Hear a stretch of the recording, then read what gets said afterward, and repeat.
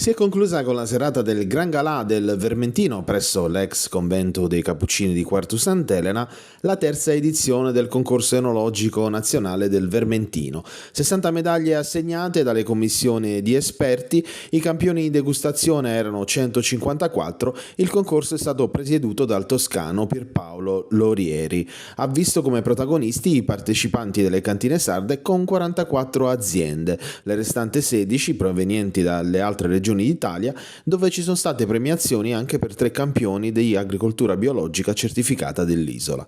Il Vermentino, come emerso durante il concorso, è un vitigno dalla grande potenzialità che ha dimostrato di potersi adattare incredibilmente al cambiamento climatico. Un vitigno che diventa poliedrico durante le vinificazioni ed esprime in una modalità diversa il suo gusto e la sua destinazione, da fermo a frizzante, metodo classico, charmant o passito. Un vino molto eclettico e gastronomico, conclude il patron del concorso Mario Bonamici dell'APS Promo Eventi, che sta attraendo interesse e nuovi investimenti da parte dei produttori.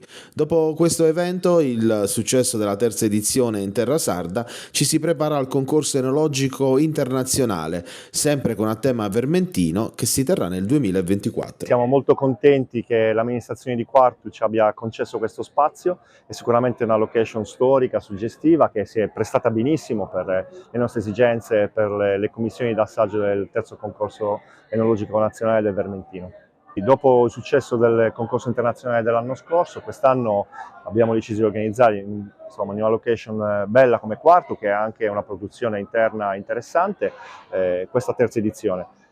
154 i campioni in competizione, un 65% proveniente dalla Sardegna, un circa 35% restante dal resto d'Italia. La padrona l'hanno fatta la Toscana, la Liguria e qualcosa dalla Sicilia e dal Lazio.